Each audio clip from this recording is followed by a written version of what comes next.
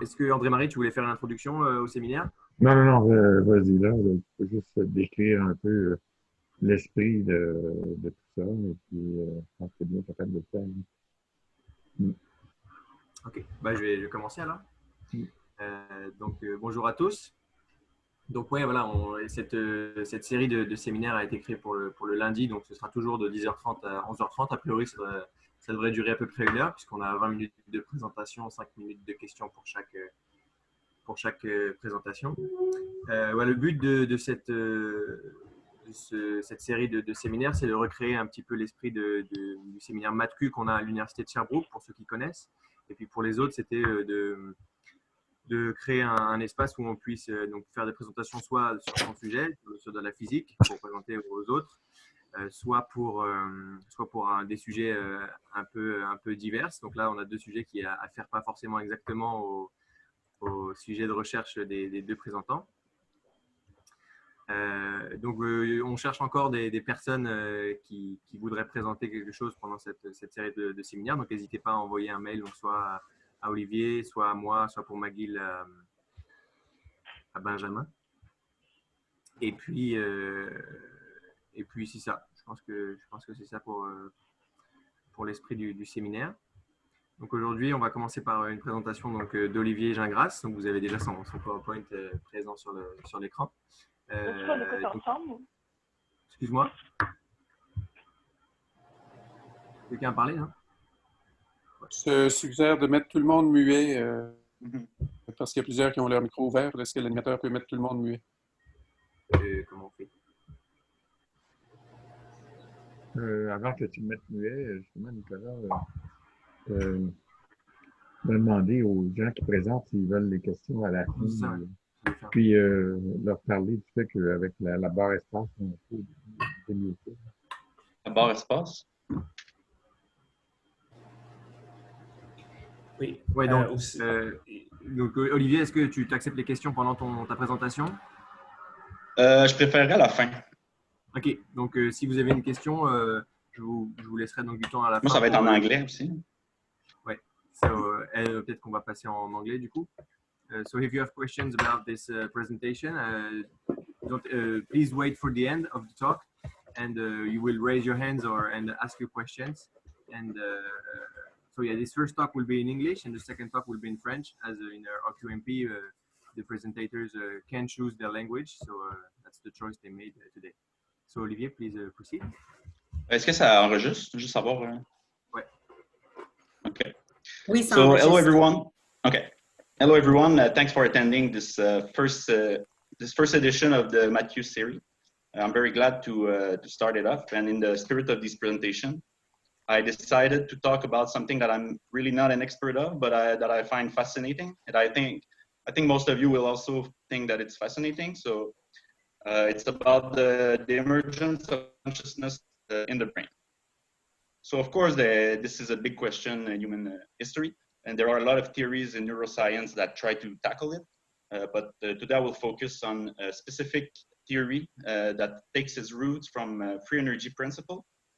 So that's really nice for a MATCU presentation like today, because it makes some connections with quantum materials. And also this theory it claims to be unifying for all or almost all the other brain theories. So it's really a nice theory. However, there are two major drawbacks of it. The first one is that it's really difficult to make predictions and to test and to prove it. It's more of a general framework that's unifying a lot of other brain theories. It's used to make models and stuff like that, but you cannot really prove that that's what's happening. So that's a big drawback in terms of scientific method. And the other thing is that it's a very complex and very opaque theory. So people in the field, even those working directly on this theory, they say that they don't fully comprehend it. Some people even say that the only one to really know about it is its creator, Carl Princeton. So that's another major drawback. But who's this guy? Who's Carl Princeton to start with? Is he some kind of somebody coming from nowhere that came with this idea? Or so no, not at all. Actually, Carl Princeton is a pillar in the community of neuroscience. As you can see from today's Google Scholar Analytics, he has almost 200 50,000 citations and a H number of more than 200. Essentially, he developed many algorithms to do some brain imaging and revolutionize the field. In 2006, 80% of papers in brain imaging were using his methods. So he's really a big pillar in the field. And he's really a workaholic, so that's crazy. I mean, he made 85 publications only in 2017. He's considered as a potential candidate for a Nobel Prize in Medicine and Physiology. So I think that this theory is kind of his later work. So, I mean, he made his proof, and now he's more working on unifying these brain theories. And that's what I'm going to talk about today. So the outline of the talk is as follows. So first of all, I will come back to the free energy principle in the context of thermodynamics and of open system and biological system. Then I will discuss a lot of definitions about consciousness. I will introduce the ladder of consciousness and introduce how the free energy principle can come into play in this domain. Finally, I made some philosophical statements in my abstract, so I will try to discuss them a little bit and conclude. So first of all, thermodynamics. As an example, I will look at this system. So it's a marble in a ball. And this will be my example system for what I mean for free energy principle. So we will consider this system to be isolated first. So isolated means that it cannot exchange energy nor matter with its environment. That means from the first law of thermodynamics that whatever happens in the internal state of the system, the internal energy will not change. That's conservation of energy. However, the configuration of the state will evolve, and actually it will evolve with the maximization of entropy.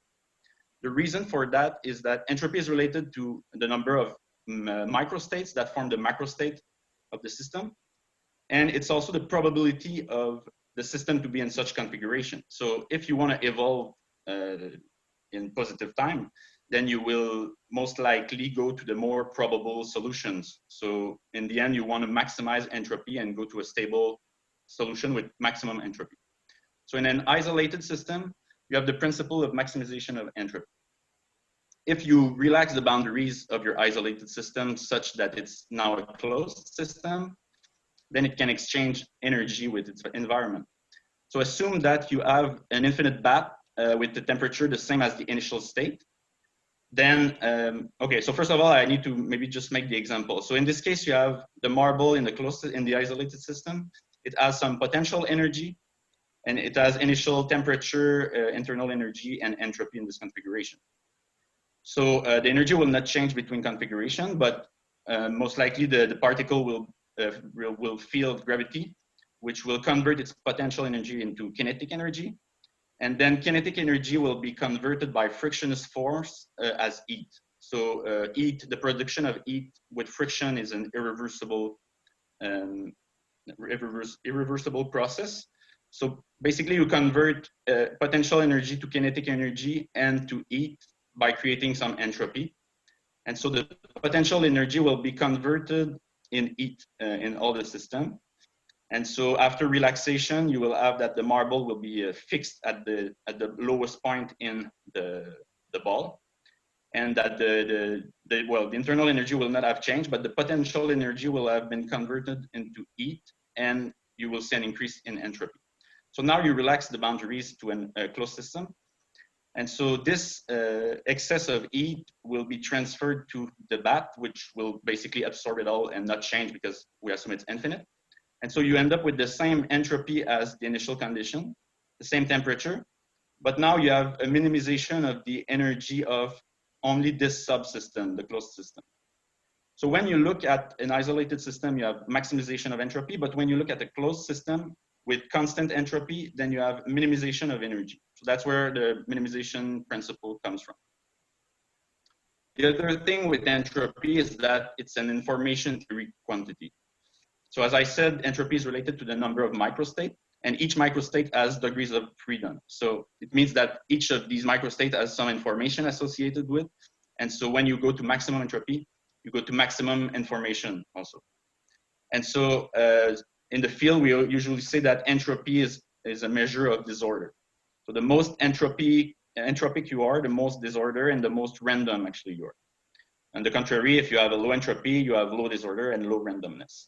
So when we talk about the universe as an isolated system, then we know that in this context, the universe will tend to just transform each of the potential energies that are usually used for work into heat.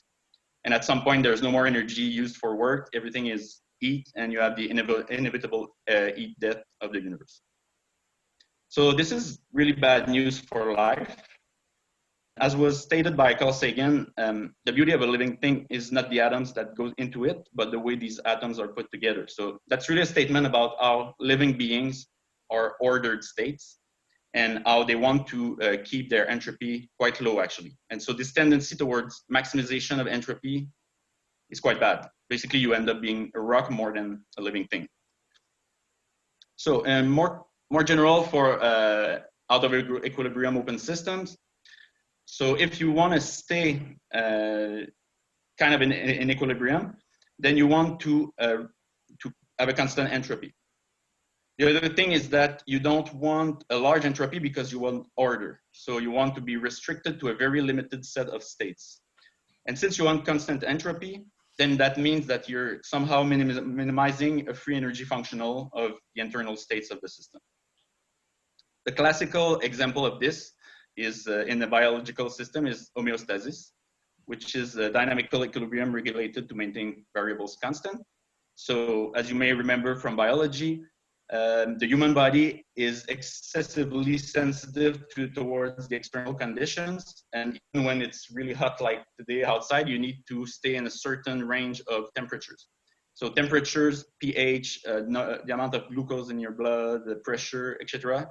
All of these are variables that you would rather keep constant in order to keep your entropy low. And you want them in a very narrow interval because that's how you can minimize entropy. And that's how you keep your order. So if one of these variables go out of reach too much, then you will accelerate entropy, and then you need to pump so much energy to bring it back to equilibrium that you most likely will die and then decay and increase entropy very fast. So these kinds of homeostasis are regulated by feedback loops, negative feedback loops. So essentially, when your temperature is too high, there's a sensor that detects it and that will bring it back to its equilibrium state. The other thing here that's really important is that, I mean, all these natural beings, all these living beings, we assume they come from natural selection and they are kind of optimized to live, yes, but sometimes natural selection does not favor an immortal being. So the point is that you don't need to be immortal if you can reproduce. So you can be in kind of a minimum of the free energy if you reproduce fast enough. Then your species, if you want, or your line will be kind of in a minimum of a free energy. And so you have some living beings that do not really focus on keeping a constant entropy, not for too long, and they actually want to acquire energy and reproduce fast. That's one strategy, but clearly another strategy is to be more resilient and survive longer, because beings that live longer have more chances to actually produce offsprings which will carry the line. Okay, so now we can talk a little bit about consciousness. And really the definition of consciousness itself is not, is still argued. I mean, it's a big question, and even worse is how to measure it. But in this talk, I will use the following definition. So it's quite weird because consciousness is something that we all experience, yet that we have very much trouble to define. So we will use the following definition for this talk. So I say that consciousness is what allows us to be aware of both our surroundings and our own inner states and to act accordingly.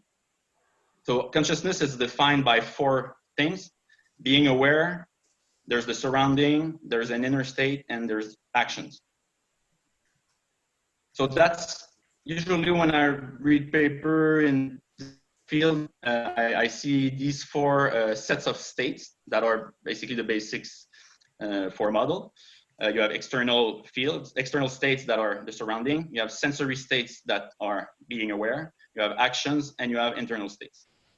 And if you can kind of link these different states in something like You have external states. You can read them with a sensor.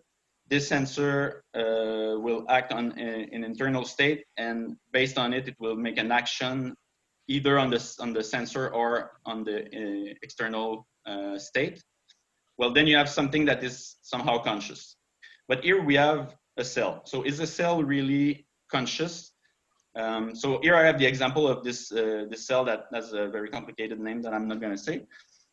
And this cell is known that when there's food around it, it slows down because it wants to be able to capture the food and stay in an environment where there's food. But when there's no food, it better speeds up because there's no point of being here.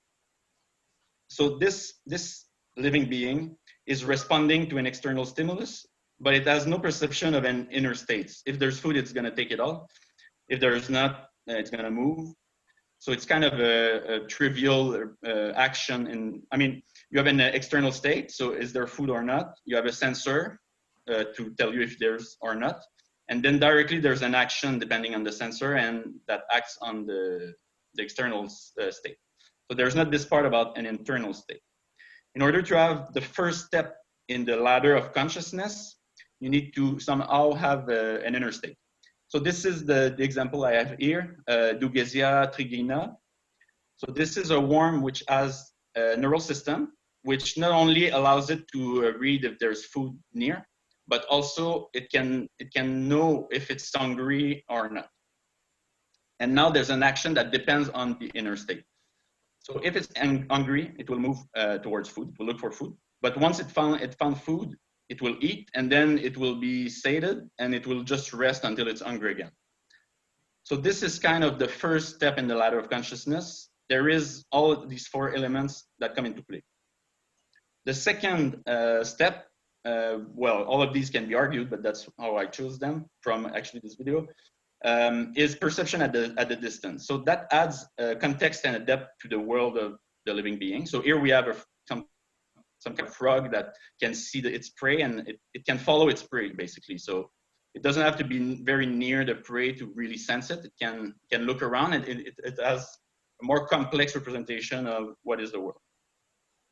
So these 2 improvements are still sensory based. I mean, it's on the physiology more than the inner state. So the next step towards more consciousness is actually coming from the inside. And so the idea is that you still have these 4 categories of states, which are really basic. I mean, it's in the definition of consciousness, but here you add a generative model. So it's like the living being now has a representation of what is the world around it. And depending on what is this, how it perceives the world, then it will take actions based on sensory inputs and everything else. And so from these things, you can define, that's what is done in the paper, you can, and many papers, can define some kind of free energy. And that's quite complicated. I mean, I'm not an expert of this. The way I understood this is that what you really want to minimize is surprise, but you cannot really minimize it. You cannot calculate it as a brain. So you cannot calculate it, but you have that the free energy defined as flow is calculatable and is an upper bound for surprise. And so by minimizing free energy, you basically minimize surprise the best you can. The other thing that I think is quite funny here is that you want to minimize surprise, and it's quite funny in the context of a brain, because what you do here by calculating free energy is that you look at sensory inputs and you try to give them probable causes based on your model. So here it should be M actually. So you have a model, and based on this model and your sense, you say these are the causes, and then you verify them. And when you're surprised, well, then you need to make some change to your model in order to minimize free energy. So by minimizing surprise, you're basically minimizing actual surprise. So surprise is really a term in information theory, but in this context, it's also relevant. The other thing you can see is that there are 3 formulations of free energy. And as I said, I'm not really confident enough to go into what they mean and everything, but at least the first one. So what we can see is that it kind of connects information theory with statistical mechanics. So it's interesting because these things look like a Legendre transformation, where you have an energy which depends on external state and you go back to internal state as a Legendre transformation. And this thing can be calculated like this. So it rests on a generative model. It rests on a generative model, but basically... Oui, oui. On entend Normand. Normand, faudrait que tu te mettes muet. So this quantity here is essentially your brain is taking inputs and trying to infer on what is the cause for them, and essentially that's it. So the other thing that's really important here is that when you are having these stimulus and trying to make up your model of the world, you're actually also updating your model with each sensory input. And there is, I mean, all of this is really tabulated. There is models for this in terms of the brain and neurons and synapse. So really, the sensory inputs will propagate through all these layers, essentially, of the brain. And each time there is kind of a backward prediction, which changes in accordance to what was the model versus what is observed. And so in the end, what we have here is that the brain is an inference machine that actively predicts and explains its sensation. So it's looking for sensual inputs to compare with its model and to get the best model possible so that free energy is minimized. And so with that, with these definitions, we can now go further into the ladder of consciousness. So very quickly, with this model, you can now have inner representations, which leads to memory. So for example, if you have a fly that's on a watermelon, and then there's some predator that chases it, well, it will evade, and then it will remember that it was doing some business, and it can come back. So if you have some predator that's looking for prey, and the prey disappear from its sight, well, if he has an inner representation of, I know that this prey was there a few seconds ago, well, I know where to look to find it. So it's an increase in consciousness. The next thing is the sense of time. So then you can anticipate the future. And there are a lot of examples of animals where if you give them an amount of food, and if they wait to give them more, then they will learn it. And the next time they will wait for the bigger amount of food, stuff like that. So anticipation of the future is the emergent property here. Then the next level is kind of the ability to put yourself in the place of other. So if you can put yourself in the place of a competitor, then you can outsmart it and, let's say, steal his resources or stuff like that. But if you also have a friend and you can empathize and then create like bonding, stuff like that. So this is the next level. And finally, we have with the model, we have inner representation, but then you can communicate them through language. So that's the sixth step of the ladder. So basically, that's it for consciousness. And so really what we saw is that the free energy principle comes from the second law of thermodynamics, which leads directly to an energy minimization principle for closed and open systems. And along with natural selection, this leads to physical structures that are capable of consciousness within this framework. So the ladder of consciousness that we talked about has been observed throughout the animal kingdom. And basically the result of this theory is that our models are inferred by actively predicting and explaining sensations. So I did talk a little bit about philosophical things that come naturally from this discussion. So is identity forged by learning from experiences?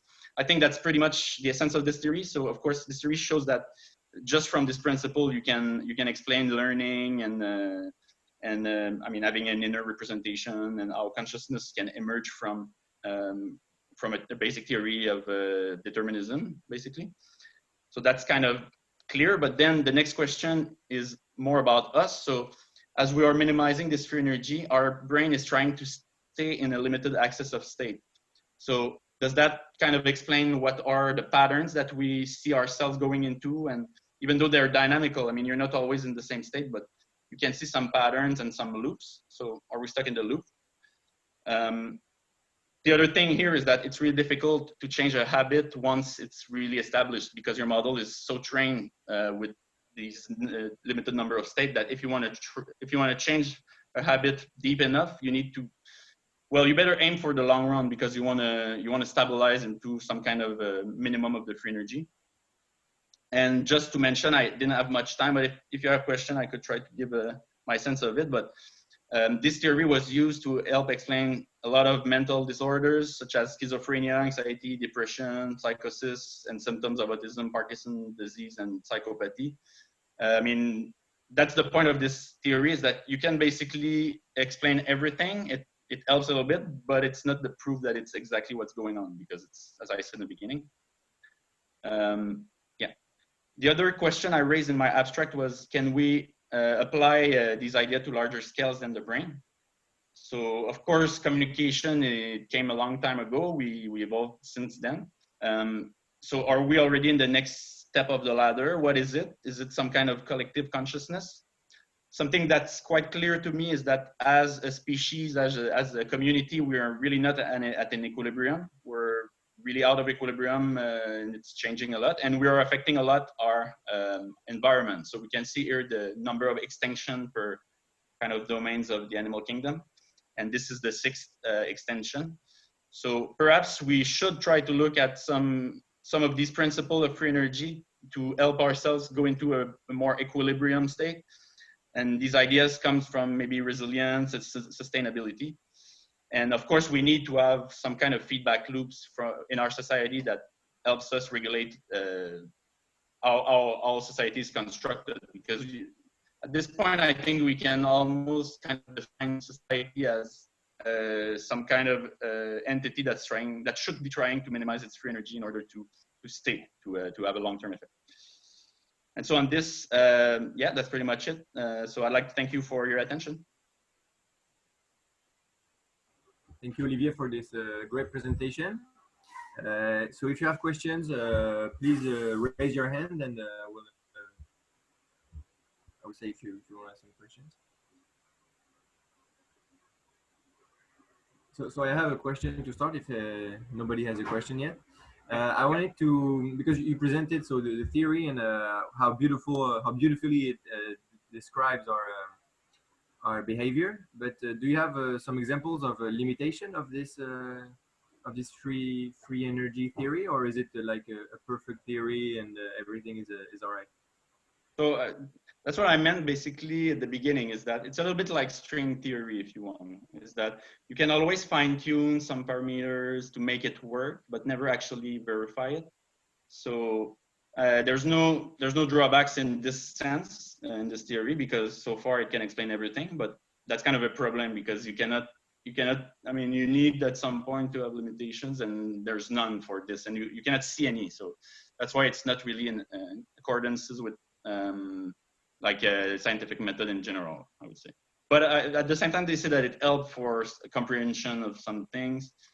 It's useful in other ways. So in machine learning, for example, there's a lot of mixing between this theory and algorithms and stuff like that. So it's interesting, yeah, even out of its field. Yeah. Thank you. So is there any question? May I have one? Yes. Yes, I'm just curious if you saw in your like a research for this presentation, if you saw any example of artificial consciousness created artificially based on this model. Is there something like that? Yeah, so the paper I've shown, there's a couple. I mean, I didn't go into so much details of those, but visual recognition, and there's model for our perception of the muscles, so muscle memory and stuff like that. So, I mean, I would need to look more into details, but there are. So if you're interested, we can discuss it, or I can send you links. But it is useful for conceiving models. Thanks. Maybe deep conscious artificial intelligence, I probably not. I mean, it's always quite limited, but specific ones at least. Yeah. I think Michel had a question. Yes, I have a question, but I don't want to take the place of a student if a student have a question. There is no other question now. So. Yeah, maybe I can ask something. I'm sorry, I don't know how to raise the hand. But, yes, go please. Okay, go ahead. Yeah, so what it sounds from your talk, which was very interesting, is that consciousness is a issue of computation. Is it only, would you predict that there will be consciousness in computers, or what related what you said to biological organism? Because it sounds like it's only a computation thing and not a biological thing. So how is it related to animals or humans? So this is more maybe of a personal opinion, but I guess that you're right. I mean, it's really information theory that's pushed in this. I mean, that's how the theory is constructed. It's information theory based, so it should be quite easy to, if you have enough computational resources to make some models out of it. I guess the problem is to have the right, hardware and the right capacities. But it seems natural to me that artificial intelligence should be able to work if this model works. Thank you. So we have two questions, so we'll leave it at that. So please, Michel, before. My question was actually about the artificial intelligence and how it can be made. So it's been answered. And Gary? Yes, can we extend possibly this kind of theory to bees and ants, so social insects, so the whole colony, the hive, and so on? So that's really interesting. I didn't see anything directly related to that. So I cannot say that we can, but I would think that probably, yeah. In a certain sense, right? I mean, these colonies, they behave like one animal, you know. Yeah. So I guess so, but we would need to look it up. It's a nice question. Thank you. Very nice talk. Thanks. Okay, thank you very much, you all. So now we're going to switch to French for the second presentation. Donc cette deuxième présentation va être faite par Félix Antoine. Est-ce que Félix Antoine Boudreau, est-ce qu'il est là? Ouais. Tu peux déjà partager ton écran si tu veux. Ça va être bon. Salut. Ouais. Donc il va nous présenter donc un petit peu de comment faire pour gérer ses fichiers et arrêter de procrastiner. Donc je le laisse parler. Si tu arrives à... Tu peux prendre... Ouais, 2 secondes.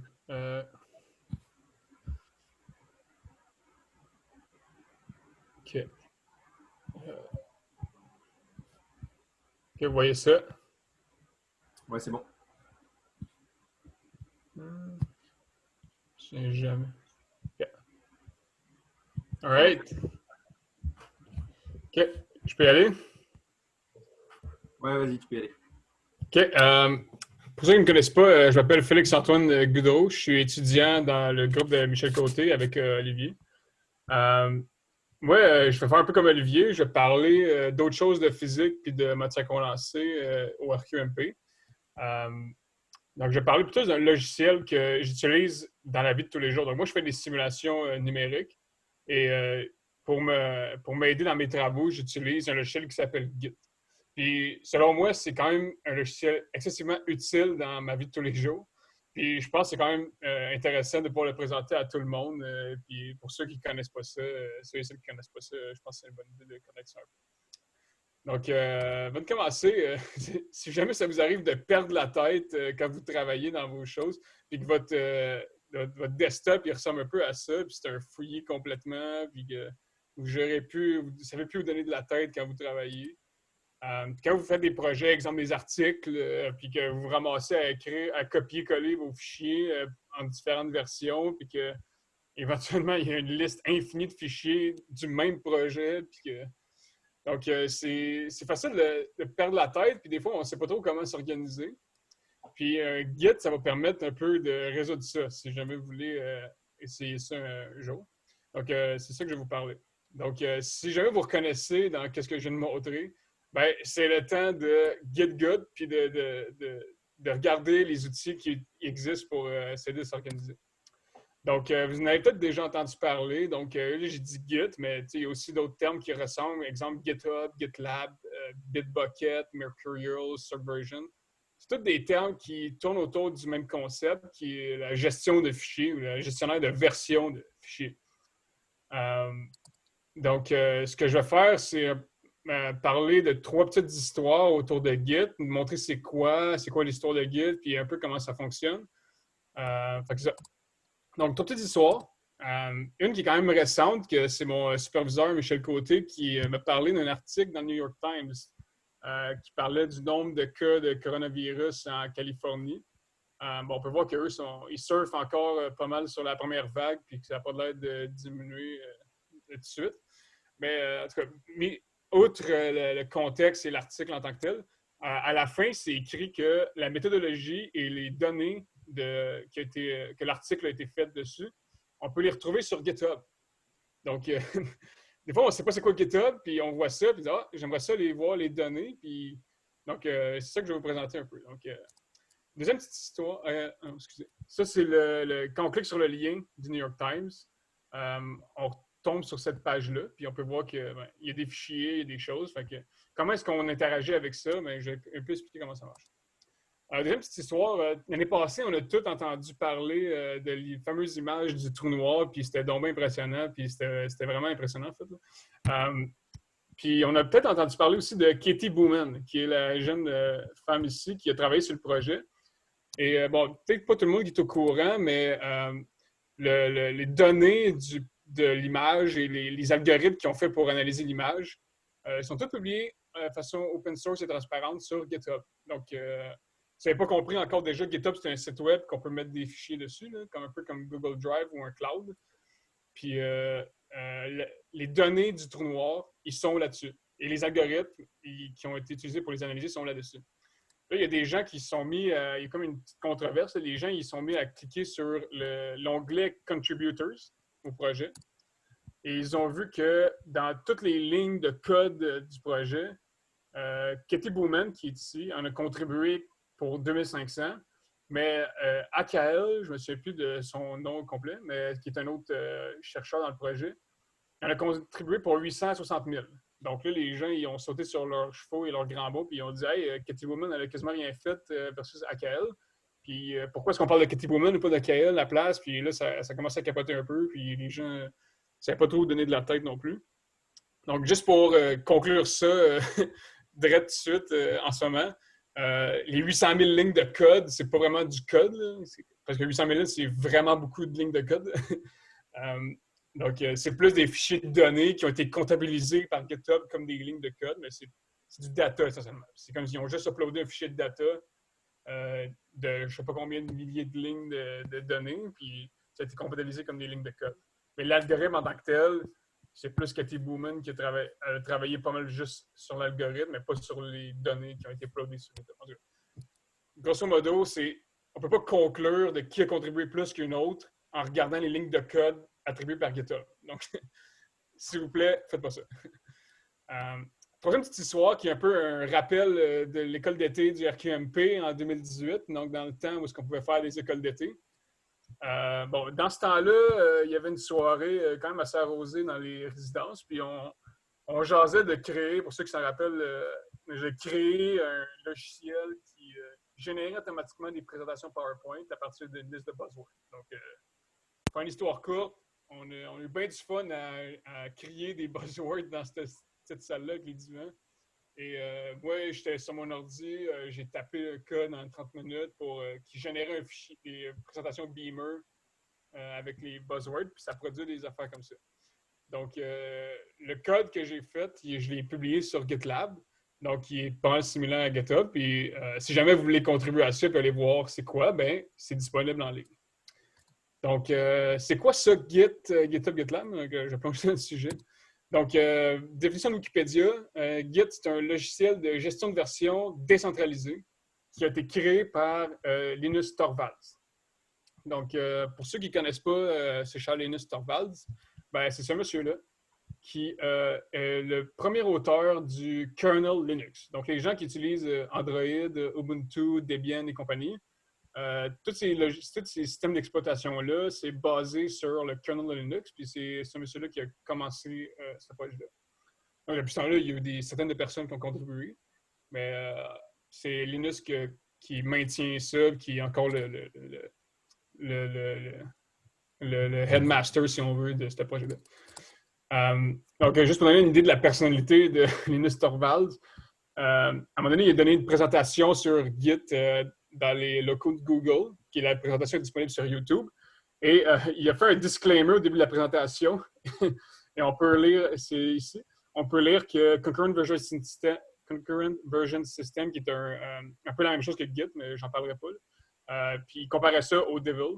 Puis ceux qui étaient en désaccord avec lui, ben, il comparait à des gens qui ont des dommages au cerveau, puis butt ugly. Donc, sans commenter sa personnalité, on peut décerner qu'est-ce qu'il pense des fois. Mais néanmoins, la manière qu'il travaille, c'est quand même intéressant. Donc, les priorités de Linus Torvalds quand il travaille, entre autres sur le kernel de Linux et ses autres projets, ben, c'est de toujours utiliser les meilleurs outils de développement. Donc, c'est comme un peu un travail de la construction. Lui, il se dit, moi, ça me prend les meilleurs outils pour faire ma construction. Bien, lui, quand il fait du développement logiciel, lui, ça il prend les meilleurs outils de développement. Et peu importe si les logiciels sont payants ou gratuits ou ça prend une licence, lui, ça lui prend le meilleur. Puis il est prêt à payer s'il faut pour les trucs. Puis en deuxième lieu, il priorise les outils open source. Donc, le plus possible, il utilise les outils open source, mais si ça n'existe pas, il prend le payant. Donc, à l'époque, en 2005, les développeurs du kernel Linux, ils utilisaient BitKeeper, qui est un gestionnaire de version, pour travailler sur le kernel Linux. Et éventuellement, c'est un logiciel qui n'est pas open source, BitKeeper, ça prend une licence pour utiliser. Donc, normalement, il faut payer. Les développeurs de Linux, eux, ils ont une entente, il y avait une licence gratuite et ça a été correct. Puis éventuellement, il y a des développeurs qui reverse engineer comment BitKeeper ça fonctionnait. Puis le propriétaire de BitKeeper, il a paniqué un peu, puis il a retiré la licence en urgence aux développeurs de Linux. Et là, ils n'avaient plus de gestionnaire de version. Donc, là, Linus, dans ce temps-là, il cherchait un autre logiciel de version, puis il y avait plein d'exigences pour un gestionnaire, puis il n'en trouvait pas qui faisait son affaire, donc il a inventé Git. Essentiellement, c'est l'histoire. Donc, les exigences en question, je les ai écrites ici, je les ai énumérées un peu rapidement. Donc, seulement, il voulait que ce soit vite. Donc, des opérations dans le gestionnaire de version ne devaient pas prendre plus que 3 secondes. Puis, si on se souvient, en 2005, les ordi ne sont pas aussi vite qu'aujourd'hui. Donc, 3 secondes, c'est quand même long là, pour faire une opération. Donc, mais c'était pas trop long. Donc, les autres logiciels, ils prenaient pas mal plus de temps que ça, souvent, à faire les opérations. Il prenait comme exemple de CVS, Concurrent Version System, qui n'aime pas très bien, comme je disais tantôt. Puis, en cas de doute, faire exactement le contraire de ce truc-là, parce que c'était vraiment l'enfer. Et il faut que les gestionnaires de version ils soient distribués, donc distributed, comme je vais en parler un peu tantôt, et, comme BitKeeper. Puis, il doit avoir des mécanismes très robustes pour contrer la corruption de fichiers. Donc, un gestionnaire de version, en gros, ce que ça fait, c'est que ça modifie les fichiers. Puis tu ne veux pas que ton gestionnaire de version modifie des fichiers au point où ils soient corrompus et que tu ne puisses plus les utiliser par la suite. Donc, comme en 2005, il n'y avait aucun autre logiciel qui faisait la job, qui répondait à tous ces critères-là en même temps, bien, Linus s'est dit, il s'est enfermé 2 semaines chez lui, puis il a commencé à créer Git. Puis c'est comme ça que c'est né. Donc, juste une petite parenthèse sur l'histoire du nom de Git. Là. Donc, Git, ça veut-tu dire quelque chose? En tout cas. Linus, il se considère comme quelqu'un d'égocentrique, donc on a pu le voir tantôt. Il a des pensées assez fortes, mais il se connaît, puis il dit, il sait qu'il nomme ses projets selon sa propre personne, donc on peut voir que Linux, ça ressemble pas mal à son nom. Puis Git, apparemment que c'est un terme anglais britannique pour connard. J'ai vécu 1 an en Angleterre, puis j'ai jamais entendu ce terme-là, mais en tout cas, apparemment que c'est ça, c'est un slang pour ça. Mais sinon, on peut voir Git comme étant un ensemble de 3 lettres aléatoires qui se prononcent bien, qui n'ont pas été encore utilisées par d'autres logiciels. Et sinon, ça peut être un acronyme pour Global Information Tracker quand tu es content et que ça fonctionne. Puis quand ça ne marche pas, ben c'est goddamn, je laisse lire ce qui est écrit quand ça ne marche pas. Fait que c'est ça. Donc, comment est-ce que ça marche, Git? Comment ça fonctionne? Donc, comment ça marche les gestionnaires de version en général, en fait, je devrais plus dire, c'est que quand on commence un projet, il y a des fichiers, quelqu'un a un code ou des fichiers LaTeX, si on veut, pour un document LaTeX. On commence, on crée des fichiers, puis on a une version 1, si on veut. Éventuellement, on fait des modifications, puis on passe à une nouvelle version, qu'on va appeler la version 2. Puis éventuellement, on fait d'autres modifications, on passe à la version 3, et ainsi de suite. Et entre les versions, on appelle ça des commits. Donc, quand on passe d'une version à l'autre, 1 à 2, mettons, c'est un commit qu'on peut appeler. Chaque commit a un tag. Donc ici, j'ai mis A, mais ça peut être une chaîne de caractères quelconque. Et chaque commit est associé d'un message. Donc, qu'est-ce qu'on a fait dans la modification? C'est comme un peu un log de qu'est-ce qu'on fait quand on modifie le fichier. Donc, chaque fois qu'on modifie nos projets, on fait un commit, puis ça enregistre dans un log tout ce qu'on a fait. Donc, si on regarde la ligne de commande, donc Git, c'est un logiciel qui marche à la ligne de commande. Donc, je fais git add les fichiers que j'ai modifiés. Après ça, je fais git commit avec un message pour dire qu'est-ce que j'ai modifié. Donc, ici, c'est la présentation que j'ai faite. Admettons, j'ai fait un commit de la présentation, puis j'ai rajouté des fichiers ici. Ce qui est intéressant avec les gestionnaires de version, c'est qu'on peut faire des travaux en parallèle. C'est-à-dire que quand on a une suite de commits, éventuellement, on veut partir en parallèle des branches qu'on appelle. Donc, c'est essentiellement, on part d'un point fixe de notre projet et à partir de là, on fait des modifications, mais en gardant, en faisant deux projets en parallèle qui ne se parlent pas. Donc, si on veut, c'est comme si deux personnes copiaient le projet, chacun sur une clé USB, ils l'amenaient sur leur ordi, chacun travaille de leur bord. Et éventuellement, ce qu'on fait, c'est qu'on va merge chacune des modifications dans le tronc principal. Donc, on fait des commits sur notre branche et après ça, on merge ça dans la branche principale. Donc, grosso modo, comment est-ce que ça fonctionne Git? C'est qu'au lieu de faire des copies de fichiers, une après l'autre pour faire chacune de nos versions, lui, Git il va juste keep track en mémoire dans des fichiers cachés, les modifications que tu as faites sur un fichier. Puis en tout temps, on va pouvoir revenir en arrière. Donc, quand on part des branches puis qu'on les merge, on peut revenir au début comme si on n'avait rien fait. Donc, c'est vraiment ça l'utilité des gestionnaires de version. Comme ça, on n'a pas besoin d'avoir 12 000 fichiers avec des versions différentes. On a juste un. Puis Git, il gère les changements pour chaque fichier. OK. Un autre concept qui est quand même très utile dans le monde de Git et dans le monde des gestionnaires de version, c'est les remotes. Donc, remote, c'est essentiellement comme un cloud ou un autre ordinateur, un serveur, qui lui, il héberge notre code ou notre projet. Et tous les développeurs, développeuses et les utilisateurs, utilisatrices, ils se connectent à ce serveur-là pour avoir les copies du projet.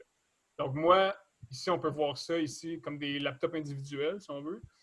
Et ça, c'est un autre ordinateur où qui héberge la version, si on veut, master du code. Et chaque personne, on peut dire qu'ils ont leur branche, mais plutôt ils travaillent localement sur chacune de leurs versions de leur projet. Et quand ils font les modifications, ils peuvent les faire les push au remote. Et les autres personnes peuvent pull les modifications pour les avoir sur leur ordi. Donc, il n'y a pas de connexion, il n'y a pas d'interaction directe entre les développeurs, seulement avec le remote. Donc, comment ça marche? C'est que, mettons, moi, j'ai fait mon commit tantôt. Je vais push mon commit sur le serveur, le remote. Et après ça, quelqu'un d'autre va faire un pull de mes modifications, puis il va voir les changements qui ont été faits. Donc, on marche avec l'intermédiaire d'un remote, puis c'est là qu'on évite, un peu comme si on avait Dropbox ou Google Sheet, puis quelqu'un, ou Overleaf, en fait, puis on travaille tous sur le même fichier tech. Mais là, c'est des étapes discrètes. Il n'y a pas une sauvegarde toutes les secondes. Puis on gère exactement quels changements ont été faits un après l'autre. Puis l'avantage de ça aussi, c'est que si quelqu'un veut se rajouter au projet, ben, la seule chose à faire, c'est de faire un clone. Donc, mettons, cette personne-là arrive, puis nouveau projet, fait git clone du projet, et là, il a sur son ordinateur, puis il peut commencer à travailler dessus directement. Donc, c'est pas mal ça. L'avantage, donc ça, c'est ce qu'on appelle des versions, gestionnaire de version distribuée. C'est que, contrairement aux gestionnaires de version centralisés, comme je viens de montrer là, distribué, c'est que chaque personne peut devenir son propre remote, si on veut, et avoir d'autres personnes qui suivent après par rapport à lui. Donc, je peux avoir mettons, cette personne-là, c'est un boss, puis qui a des employés à son service. Et les employés vont faire des push ou des pulls directement sur sa version à lui. Puis après ça, lui, il peut faire d'autres push et d'autres pulls dans le remote plus loin. Donc, on peut faire un arbre de distribution du projet comme ça. Et tout pourrait être emmêlé, mais avec Git, on gère tout ça facilement. C'est ça. Dernier point que je n'ai pas parlé beaucoup, mais c'est les gestions de conflits. Donc, quand on fait des branches, puis que plusieurs personnes travaillent sur le même fichier, ben, des fois, ça fait des conflits, puis c'est un peu troublant. Donc, de la manière que ça marche avec Git, c'est que la première personne qui fait un commit n'aura pas de problème sur ce fichier-là. Mais la deuxième personne qui fait un commit, puis quand on fait le merge, là, cette personne-là va avoir à régler elle-même les problèmes qui ont été causés. Donc, c'est un peu frustrant mais c'est comme ça que ça marche. Puis quand tu as des projets à 200 personnes, ben, il faut trancher à un moment donné. Puis c'est chaque personne qui va régler les problèmes eux-mêmes, plutôt qu'une personne qui démêle tout. OK. GitLab puis GitHub dans tout ça. Donc, j'ai parlé de Git, mais c'est quoi GitLab et GitHub? C'est pas la même chose. Donc, GitHub, ça agit comme un remote, si on veut. Donc, c'est un cloud qu'on héberge nos codes. Et les personnes qui utilisent GitHub, ben, eux, ils ont Git sur leur laptop et ils interagissent avec GitHub via Git. Donc, GitHub, c'est une plateforme web qui héberge nos codes ou nos projets. Et quand on travaille avec Git. Donc, c'est deux choses différentes. Mais en arrière-plan, GitHub, ça utilise Git. Donc, dans le background, ça utilise Git. Puis, GitLab et GitHub, la différence entre les deux, donc c'est deux plateformes web, deux compagnies différentes qui font les choses similaires. Donc, c'est comme deux brands différents. Mais les outils qu'ils utilisent autour sont différents. Donc, l'interface est différente, la manière dont ça fonctionne, c'est un peu différent. Et c'est ça.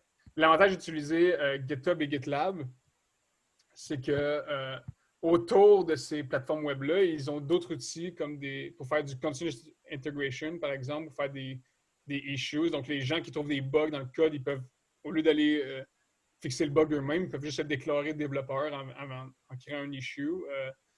Quand tu fais des push, tu peux déclencher des tests automatisés, des déploiements automatisés, tout ça. Puis ça, c'est fait à l'interface de GitHub. Donc, ce n'est pas des choses que Git fait, mais c'est des choses que GitHub peut gérer avec des tierces parties, par exemple. Un autre avantage de ces plateformes-là, c'est que c'est public, puis c'est des sites web qui sont accessibles à tout le monde. Donc, si tu fais un projet open source, ben, tu peux mettre ton projet là-dessus, puis tout le monde va pouvoir le voir, tout le monde va pouvoir contribuer. Donc, c'est une manière d'exposer ces projets. Moi, personnellement, je fais des projets qui sont open source, mais je suis tout seul à travailler dessus, mais j'utilise quand même ces plateformes-là pour pouvoir gérer mes projets en différents ordinateurs. Donc, moi, je fais des simulations numériques. Mes projets, ils sont à la fois sur mon laptop, sur mon ordi de bureau, sur l'ordinateur de Calcul Canada. Donc, pour gérer mon projet, si mettons que je fais un développement sur mon laptop et je veux qu'il se rende sur Calcul Canada, bien, je vais passer à travers GitLab pour l'envoyer, puis sur Calcul Canada, je vais faire un pull des modifications. Donc, ça, c'est une des utilisations possibles. Sinon, comme j'ai dit, agir comme remote pour permettre la collaboration à plusieurs personnes, c'est quelque chose qui est utile pour ça. Donc, merci de votre attention. Donc, j'espère que vous avez convaincu d'utiliser Git pour faire la gestion de version. Donc, juste pour rappeler un peu, le Git, c'est un logiciel de gestion de version qui s'utilise via la ligne de commande. Et GitHub et GitLab, c'est des sites qui hébergent les codes. Donc, c'est ça. Donc, je vous remercie. Merci beaucoup pour cette présentation. Est-ce qu'il y a des questions?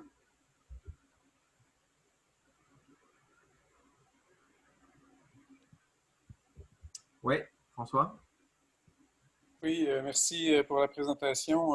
Tu l'as évoqué un peu, la gestion des conflits. Donc, s'il y a plusieurs personnes qui travaillent sur le même bout de document et puis ensuite qui sont en train de faire des commits, j'ai jamais utilisé GitHub, mais j'ai essayé quelques fois, puis j'ai fini par arrêter là, parce que j'avais de la difficulté à comprendre certaines parties de la philosophie. Entre autres, donc, si on est plusieurs à travailler sur le même bout de texte à la limite, puis là, qu'on veut régler des conflits, mais qu'on est en train de régler des conflits en même temps, comment on y arrive finalement? Puis comment... Ouais. En général, la meilleure manière de régler les conflits, c'est de ne pas en avoir. Donc, Git, ça ne résout pas tous les problèmes de conflit. Donc, comme tu dis, si on est plusieurs à modifier le même fichier, nécessairement, il va y avoir des conflits. Donc, d'où avoir l'idée d'avoir des pratiques de programmation qui permettent d'éviter ça. Donc, avoir plusieurs fichiers différents, avoir un code qui est modulaire, comme ça évite ça à la base. Mais nécessairement, ça arrive pareil des conflits. Donc, de la manière que ça marche, c'est que c'est réglé un à la fois. Donc, on peut imaginer que l'historique des versions d'un logiciel, c'est quelque chose de très linéaire. C'est linéaire. Okay? Donc, quand moi, je fais ma branche, puis que je modifie les fichiers, puis que deux autres personnes modifier des fichiers le même fichier en même temps, ben, les merges des commits dans la branche principale, ils arrivent un à la fois. Donc, la première personne qui fait un merge n'aura pas de conflit, mais la deuxième personne, là, va avoir des conflits. Puis c'est cette deuxième personne-là, techniquement, il faut qu'elle fasse un rebase, qu'on appelle. Donc, elle intègre les modifications qui ont été mergées à sa branche à elle. Puis c'est cette personne-là qu'il va falloir qu'il règle les conflits sur sa branche à elle, puis après ça, fasse un merge sur la branche principale. Donc, Et puis comment est-ce qu'on s'assure, on peut être en train de faire des modifications sur un fichier, puis ça va fonctionner à l'intérieur de ce bout de code-là, cette librairie-là, je ne sais pas quoi, mais comment on sait que ça n'aura pas d'influence sur une autre partie du code ailleurs. Ça ne règle pas, ça ne fait pas de magie là, dans ce point de vue-là. On pourrait briser le code, même si on a réglé tous les conflits et tout. Là. Ouais. Git, lui, il ne regarde pas si ton code il marche ou pas. Git, lui, il fait juste gérer les fichiers et les versions de fichiers. Donc, la bonne pratique à avoir quand tu fais du développement logiciel, c'est de créer des unit tests ou des tests d'utilisation. Donc, c'est à faire il faut que tu crées une suite de tests. Et à chaque fois que tu fais une modification ou un commit, tu exécutes la suite de tests. Comme ça, ton code, tu sais qu'il fonctionne. Puis quand il y a des conflits aussi, c'est particulièrement important dans ces moments-là. Comme ça, quand tu règles le conflit, tu peux regarder que tous les tests fonctionnent encore. Donc, Git, c'est pas une boîte de magie noire là, qui règle tous les problèmes du monde. Ça permet de faire la gestion de version, mais il faut combiner ça avec des bonnes pratiques de programmation pour que tout fonctionne tout le temps. Donc, c'est ça. OK. Moi, j'avais une question avant de laisser la parole à Michel, qui avait aussi une question. Je voulais savoir si c'était possible on va dire de commit seulement une partie de fichier. Parce que, tu sais, les Jupyter Notebook, par exemple, quand tu exécutes les choses et qu'ils t'affichent des figures, ils te mettent la figure sous forme de texte, là. Et du coup, quand tu refais un commit, ils te dire, bah, ça a changé. Alors qu'en fait, ça n'a pas changé, tu as juste exécuté la cellule. Est-ce que c'est possible de gérer ce genre de cas-là ou juste on ne met pas les Jupyter Notebook dans le Git? Oui. En particulier, ben, j'ai eu le même problème que toi avant. Jupyter Notebook, ben, en fait, ce qu'il faut faire, puis c'est possible, en fait, de gérer les outputs, dans le fond, du Jupyter Notebook. Puis ce qui est le fun avec Git, c'est que tu peux ajouter des hooks. Donc, c'est-à-dire qu'avant que tu fasses un push ou avant que tu fasses un commit, tu peux exécuter des hooks qu'on appelle, c'est-à-dire c'est des fonctions qui sont appelées avant que le commit est fait. Puis tu peux appeler une fonction qui va nettoyer tes fichiers Jupyter Notebook, qui vont stripper le output, qui vont l'enlever. Et comme ça, tu vas voir, finalement, il n'y a pas de modification. Et ça, c'est dans le cas de Jupyter Notebook en particulier, il y a déjà des librairies Python qui font ça ou des lignes de commande que tu peux faire. Puis, tu peux googler vite si tu veux, je peux te montrer une librairie tantôt. Là. Mais dans le cas en particulier de Jupyter Notebook, c'est fait avant, le hook est exécuté avant le commit. Là, ça gère ça. Mais le hook, c'est quelque chose de général, puis tu peux faire plein d'autres choses avant de faire un commit. Tu pourrais dire à faire un hook qui me commande un café à la planque avant de faire mon push, tu sais, mettons. ça serait possible. OK, super, merci. Michel, si tu veux poser une question. Oui. Très belle présentation. Bravo. J'ai quelques petites questions, tu peux peut-être y répondre. Est-ce que tu utilises toujours GitHub ou non? Tu sais, quand tu as fait cette présentation-là, as-tu utilisé GitHub ou tu fais ça localement? Puis, bon, un avantage de ça. Une autre question que j'ai, c'est on utilise maintenant pas mal Overleaf pour faire du traitement de latex sur des articles. Est-ce qu'il y a moyen de combiner Git et Overleaf? Puis, souvent, avec des outils comme Word, la fonctionnalité de track change, où on peut voir les changements que quelqu'un d'autre a fait, est très utile. Est-ce qu'il y a la possibilité de faire la même affaire?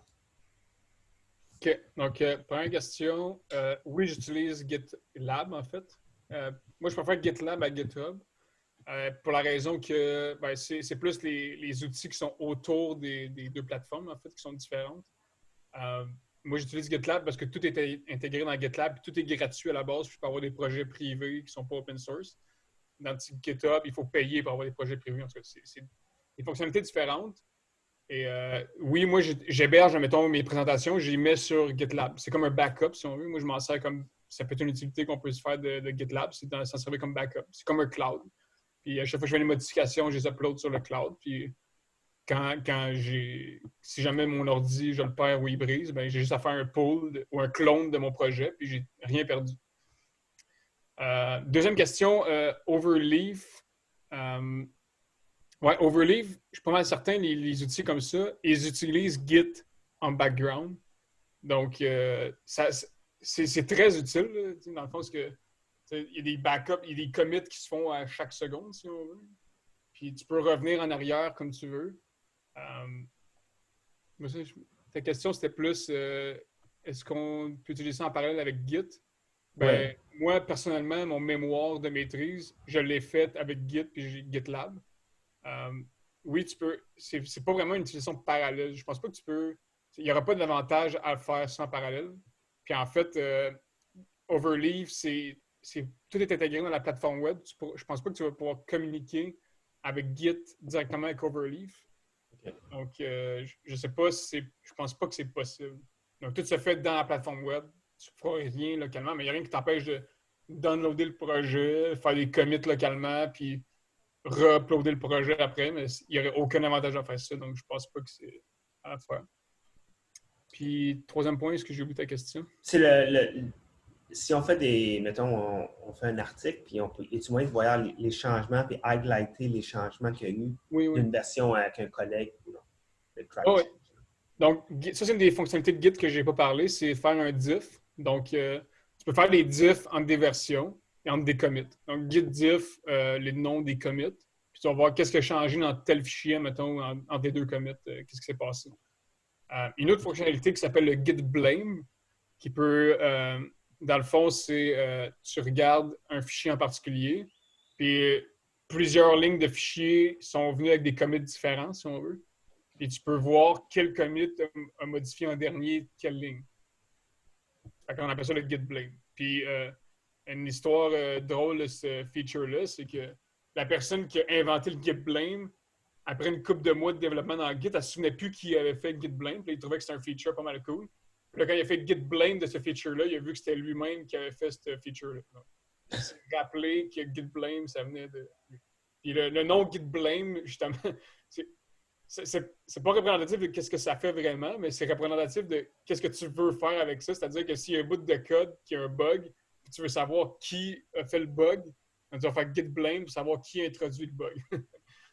Qui blâmer. Donc, c'est un peu ça l'idée. Merci. OK, ben, s'il n'y a plus de questions, je pense qu'on peut arrêter là cette session. Merci beaucoup d'être venu. Je vous rappelle que si vous voulez faire une présentation dans une de ces sessions, n'hésitez pas à envoyer un mail soit à moi directement à mon adresse USherbrooke, c'est marqué normalement dans les mails ou bien ça se trouve facilement. Et puis sinon, à lundi prochain. Au revoir.